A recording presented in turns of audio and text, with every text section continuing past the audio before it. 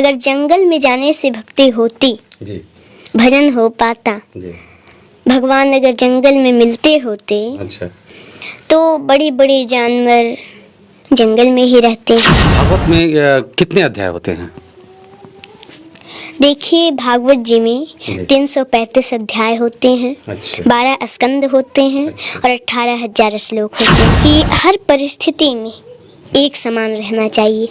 अच्छा। कोई अगर खुशी की बात हो उसमें ज़्यादा प्रसन्न भी नहीं होना चाहिए, अच्छा। और कोई दुख की बात हो ज़्यादा दुखी भी नहीं होना चाहिए। अभी हमारे साथ एक कथावाचक हैं जिनका नाम अनुष्का पाठक है, और बहुत ही कम उम्र में इतनी बड़ी कामयाबी हासिल की है ये कि आप सोच भी नहीं सकते हैं। और शायद ही ऐसे मिलेंगे आपको जो कि इतनी कम उम्र में इतने भागवत का, गीता का, जो भी हो सारी चीज़ का कथा कह लेते हैं। और ये अब देश में सभी जगह जाकर के कथा वाचन कर रहे हैं। हम इनके पास इसलिए आए हैं कि इतनी कम उम्र में इतना कथा वाचक कर लेना बड़ी मुश्किल काम है, और जो लोग बड़े बड़े लोग नहीं कर पाते हैं शायद वो इसको कर रहे हैं। सबसे पहले बहुत बहुत स्वागत है हमारे चैनल में आपका।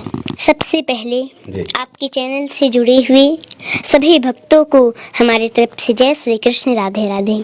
हम चाहेंगे कि आप अपना नाम खुद से बता दें लोगों को। हमारा नाम अनुष्का पाठक है। अनुष्का पाठक जी, बहुत दिन से मैं आपका वीडियो देख रहा हूँ, बहुत आपके प्रवचन भी सुन रहा हूँ।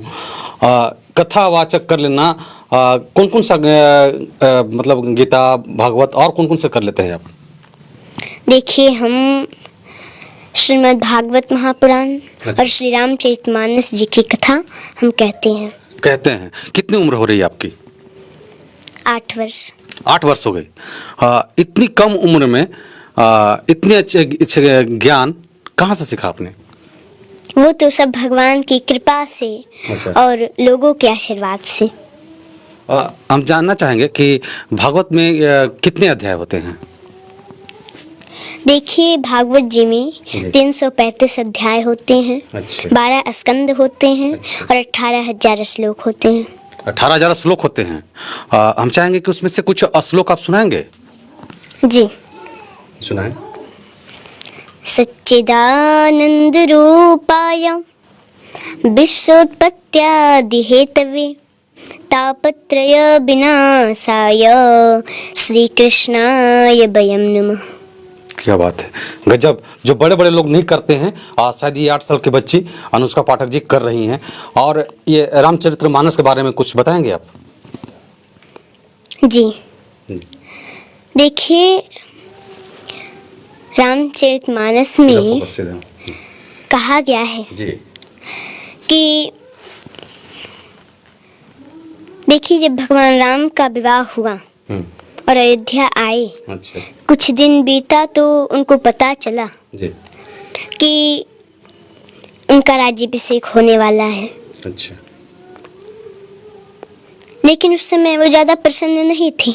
अच्छा फिर अगले दिन उनको पता चला, अरे नहीं, 14 वर्षों का वनवास मिल गया। लेकिन उस समय उनके मुख पर उदासी भी नहीं थी। अच्छा प्रसन्नतां यान गताभिषेकतस् तथा न ममले वनवास दुःखतः मुखं भुजश्री रघुनंदनस्य मे सदास्तु सा मंजुल मंगल प्रदा। क्या बात है। कथा पूरा का पूरा कंठस्थ जो बोला जाता है, इनको सारे चीज़ याद है। लोग कुछ ऐसा कहते हैं कि वन में जाने से भक्ति होती है, ज्ञान मिलता है, क्या कहना चाहेंगे? देखिए, अभी आप माइक हटा दिए हैं, अभी वो पूरा भी नहीं हुआ। अच्छा, बात ये है कि हम सोचे कि आपका पूरा हो गया ना, इसलिए हम माइक हटा दिए। चलिए पूरा कर लीजिए पहले आप, उसके बाद हम इसको ये कर लेंगे। उस समय उनके मुख पर उदासी नहीं थी। अच्छा अच्छा। इसलिए हमको इससे शिक्षा मिलता है कि हर परिस्थिति में एक समान रहना चाहिए। अच्छा कोई अगर खुशी की बात हो उसमें ज़्यादा प्रसन्न भी नहीं होना चाहिए, अच्छा। और कोई दुख की बात हो ज़्यादा दुखी भी नहीं होना चाहिए। एक समान हर परिस्थिति में रहना चाहिए। जी। दुख आते रहता है, सुख आते रहता है, जाते रहता है, आते जाते रहता है। ये तो दुनिया का दस्तूर है, ऐसे ही होते रहता है। जो मैंने सवाल आपसे पूछा याद है? भक्ति को लोग बोला जाता है कि भक्ति कहते हैं कि जंगल में ही, एकांत जगह में ही होता है, क्या कहना चाहेंगे? देखिए ऐसा कुछ नहीं है। अगर जंगल में जाने से भक्ति होती जी, भजन हो पाता, जी, भगवान अगर जंगल में मिलते होते अच्छा, तो बड़ी बड़ी जानवर जंगल में ही रहते हैं क्या बात कर दी आपने। और चोर भी जंगल में ही रहते हैं, अपना चोरी करते रहते हैं। अच्छा। पर भगवान नहीं मिलते, अच्छा, चोरी करते करते मर जाते हैं पर नहीं मिलते। नहीं मिलते। घर को ही बन बना करके अच्छा, और भगवान का भजन करें तो कल्याण हो जाएगा। भगवान अवश्य हम लोगों को अपना लेंगे। अच्छा। जी। एक चीज बहुत अभी जोरों से चल रहा है पूरा हमारे देश में, एक बाबा हैं धीरेन्द्र शास्त्री बाबा बागेश्वर महाराज, जानते हैं उनको? जी। जो उनका कहा जाता है कि वो पर्चा निकालते हैं, लोगों को सामने से रहते हैं, उनके दिमाग को पढ़ लेते हैं, पर्चा निकाल देते हैं। उस पर आपकी क्या राय है?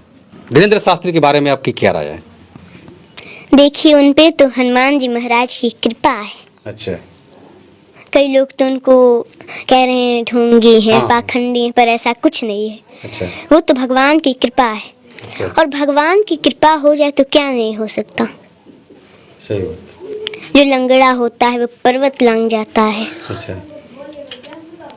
जो बोल नहीं पाता गूंगा है वो बोलने लगता है। तो भगवान की कृपा से क्या नहीं हो सकता। बाबा धीरेन्द्र शास्त्री कहते हैं कि हमें हिंदू राष्ट्र बनाना है। क्या हिंदू राष्ट्र बनाना चाहिए? और अगर हिंदू राष्ट्र बनाना है तो भारत के लोगों को क्या करना चाहिए? देखिए वो तो बिल्कुल सही कहते हैं, अच्छा, हिंदू राष्ट्र होना चाहिए, अच्छा, पर सिर्फ उनके चाहने से नहीं हो सकता। अच्छा। जब सभी चाहें कि हिंदू राष्ट्र हो तभी हो सकता है। और उसके लिए जी, लोगों को सीखा रखना, चुरखी रखना अच्छा, और चंदन लगाना हम्म, आवश्यक है। अच्छा, और नित्य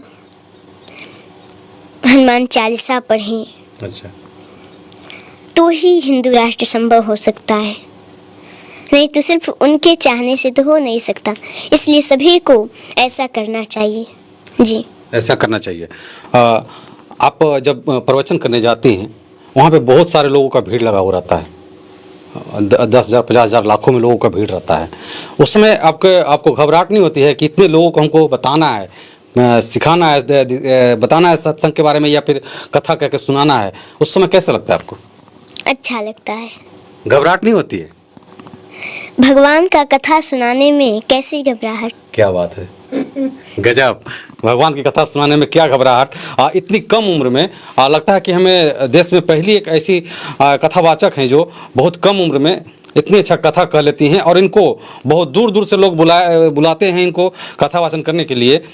इस बहुत बड़ा सौभाग्य है हमारे देश का, हमारे भारत का, कि इस तरह से इतनी छोटी उम्र में कथा वाचन कर रही हैं। लोगों को क्या संदेश देना चाहेंगे? आपको लोग आइकन मानते हैं, देश आपसे प्रेरित होता है, आपके नक्शे कदम पे लोग चलना चाहते हैं, क्या कहना चाहेंगे लोगों को? देखिए हम लोगों को यही कहेंगे कि आप लोग माता पिता का सेवा करें, बात माने। अच्छा, और जब सुबह में उठें अच्छा, तो सबसे पहले अपना हस्तरेखा देखें, अच्छा, और फिर धरती माता को प्रणाम करें, अच्छा, और फिर स्नान करके भगवान का पूजा पाठ करें। अच्छा, सभी से प्रेम से रहें। अच्छा। जी।